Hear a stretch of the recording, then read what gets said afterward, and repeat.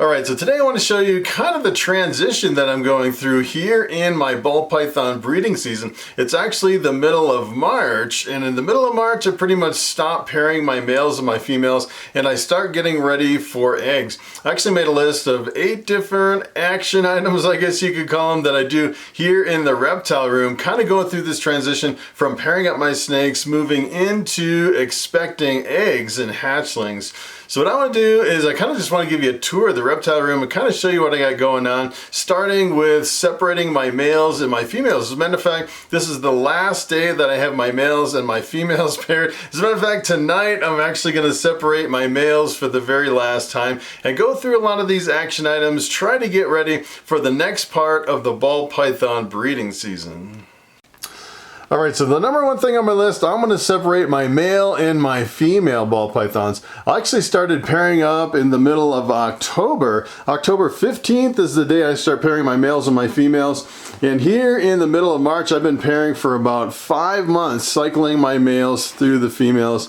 And it seems like everybody has a slightly different schedule when it comes to what they actually do with their ball pythons. A lot of people kind of keep it a secret, and as a matter of fact, if you look at a whole bunch of breeders, everybody does it a little different. So take a look at this pairing. This is the last time these two are going to be together for the year. As a matter of fact, it's actually the first time I paired these together. The snake on the top, that is my pastel Enchi Desert Ghost male, really beautiful male. And underneath that is my Lemon Blast female.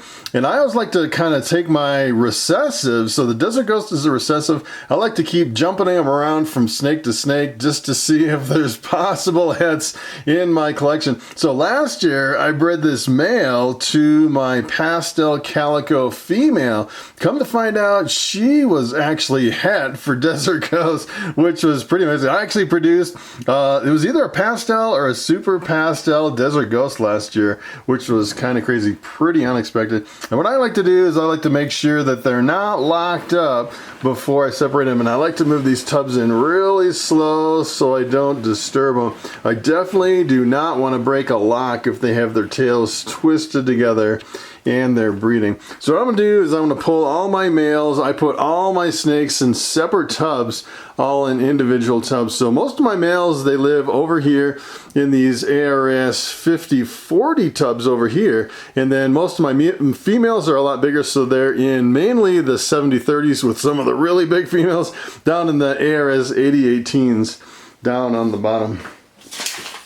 So that is number one. Number two is I actually turn on my snake egg incubator. So this is the time when, you know, you could possibly get eggs pretty much any time. Now, I actually had one year where I got eggs in the middle of March. As a matter of fact, I got eggs this time of year. So you have to stay on top of checking for eggs, and you want your incubator ready. So this is my incubator that I built from a 6-foot tall beverage cooler tucked over here in the corner of my reptile room. And I got a really good deal on this. Some guy bought it brand new with a bad compressor. So I got a brand new beverage cooler that was, you know, pretty much for pennies on the dollar. And I converted it into an incubator, and it's been fantastic. I've hatched hundreds of ball pythons out of this. And essentially what I did is I just lined it with the heat tape on the back and all the sides. And then I run it down on a thermostat. You can use any thermostat. That is a VE300, and then I plug it in and kind of set it at 90 degrees. So one of the things you want to make sure when you're setting up your incubator is you want to make sure that your temperatures are pretty consistent through the whole incubator and make sure everything is ready to go. So if you have eggs, you can throw them in there right away. And right now I'm just kind of using it for storage. So what I'm going to do is I'm going to pull all that junk out except for the thermostat and all the electronics and everything.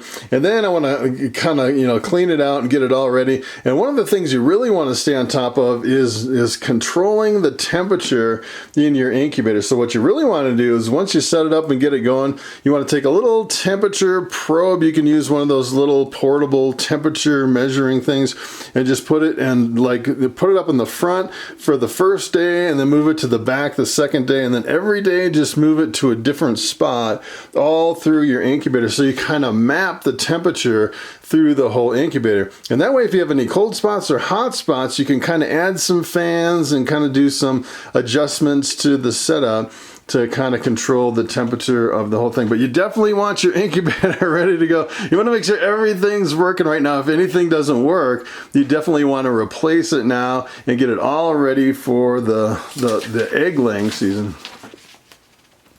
All right, so number 3, I like to ultrasound my females to track the follicle sizes. So what I do is I actually have female ball pythons all through here, and the thing that a lot of people, especially if you have a lot of ball pythons, it gets to the point where it's my first year I was looking through every single tub, looking through all my females. I have a couple of females over here too. So instead of looking through all your females, which you can actually do if you have an ultrasound, you can go through every single tub, ultrasound your females, figure out where the follicle size is for any certain female. So take a look at this girl. She is a really big, massive snake. And sometimes it can kind of fool you because you can have a really big ball python like this, and you don't really know if it's from the mass of the snake or if there's follicles inside and how far along they're in there. So kind of the safe thing is you can actually check every single tub every single day, and you want to get those eggs as soon as they lay them and put them in the incubator.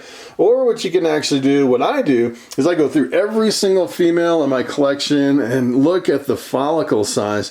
And then say, for example, I have like 3 or 4 females that have really super big follicles, the immature eggs that are getting pretty big. And then what I'll do, just on those 3 or 4, I'll actually go through those every single day and check on those to see if they've laid eggs. And then the other ones I check maybe every few days. So I'm not checking every single snake all the time. Yeah, as a matter of fact, I actually should check this one too, because I might actually have some eggs. Look at how big this one is. This girl is like 5,000 grams. She's a really big het caramel albino. I actually bred my bamboo lesser to this girl and the other one, so hopefully I'll actually get half bamboos and half lessers from both of those. I know a lot of people want bamboos, so hopefully I'll have a whole bunch of bamboos from those 2 snakes, which would be pretty awesome.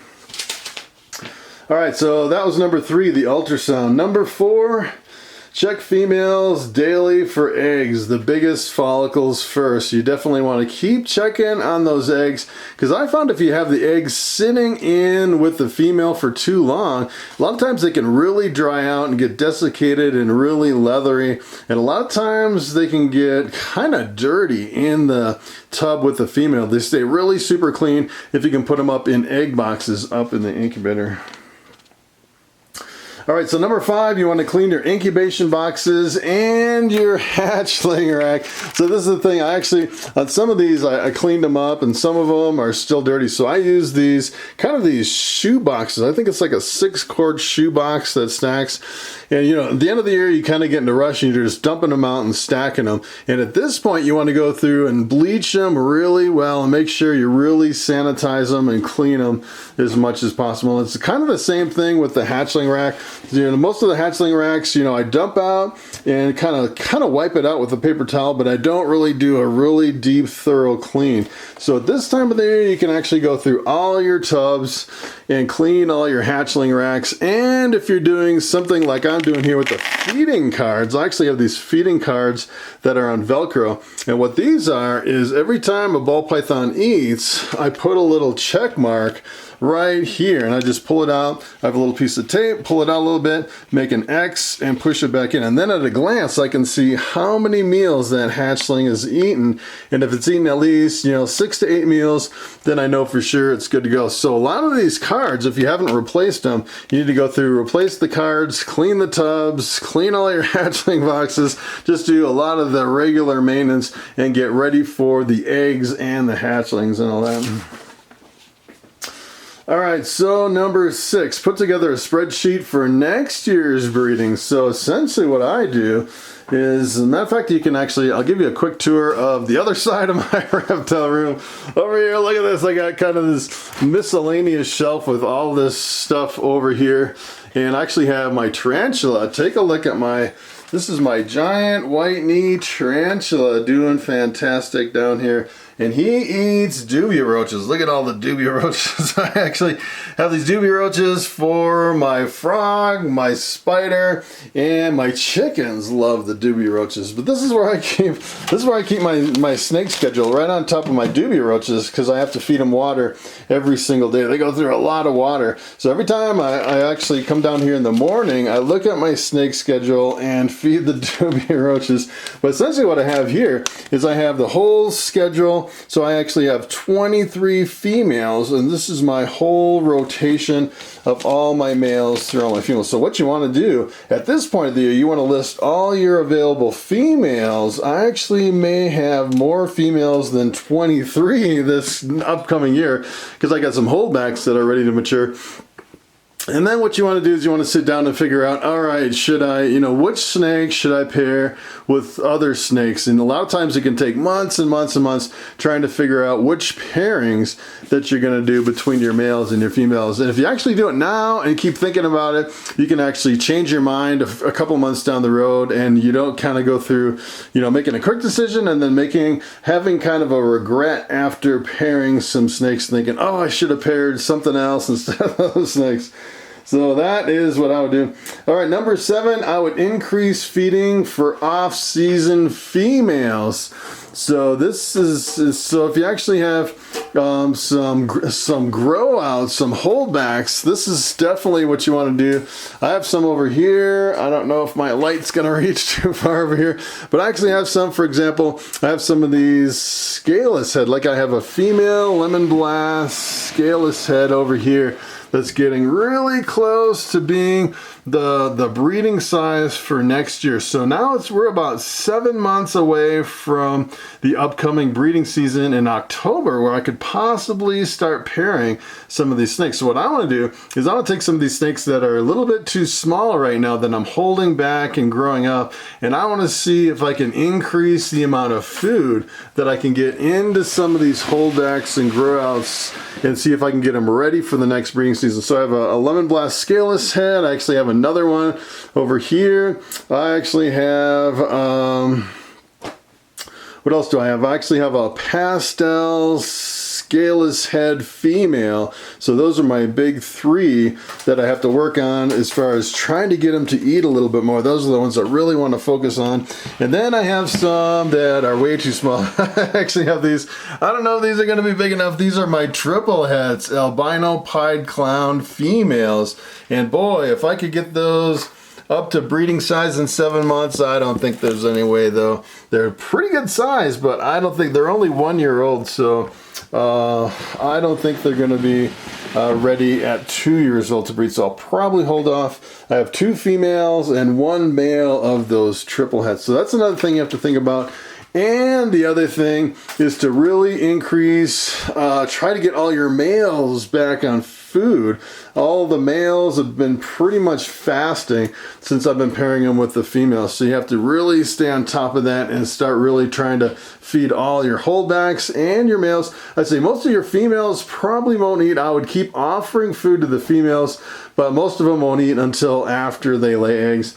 And if they're eating really heavy right now and into, another month or 2, they probably won't lay eggs at this point. So I've actually had, as a matter of fact, I've actually had some eat late into the season. I've had eggs all the way up into August, which is kind of crazy. So I definitely keep feeding everything. I kind of concentrate on trying to get everything to eat at this point. All right, so number 8, try to get males back on food. Yeah, so I covered that. So it's really feeding for the females and feeding for the males. So that's pretty much everything that I'm working on as far as that. And the other thing is you want to make sure you have enough rack space for some of your holdbacks. So take a look at this. I actually have 8 tubs up here for holdbacks. It's pretty exciting that I can hold back 8 more snakes from some of my production. So, if I actually hold back 2 per year, that is, I actually have holdbacks for the next 4 years, which is pretty awesome. So if you want to look at my holdbacks from last year, I kind of tried to show these on my live stream, and take a look at this. This is my Pinstripe Coral Glow. This is Sparky, 50% het pied, and I'm pretty sure Sparky is, I'm pretty sure he's het pied because he kind of has kind of a scrambled up pattern compared to some of the other ones that I produced. And look at how he's really changing,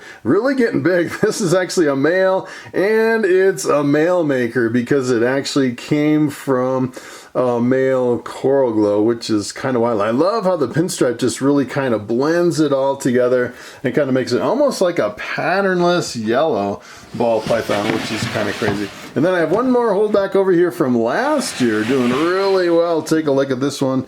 This is, let's see if I can get him out of here. This is Pookie, my bamboo pastel pinstripe calico possible het desert ghost. Look at that beauty.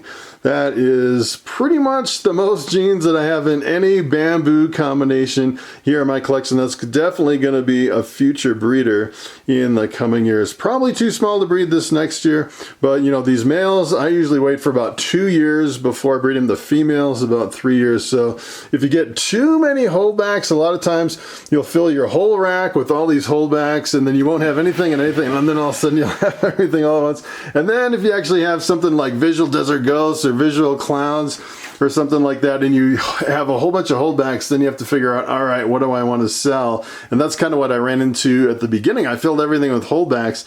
So that's kind of what's going on here in my reptile room with my Ball Python breeding season. Just thought I'd give you an update on everything I have going on. If you're kind of on a similar schedule and you start pairing in the middle of October, you may think about doing some of these things as well. So that is pretty much it. Thanks for watching, and I'll see you in the next video.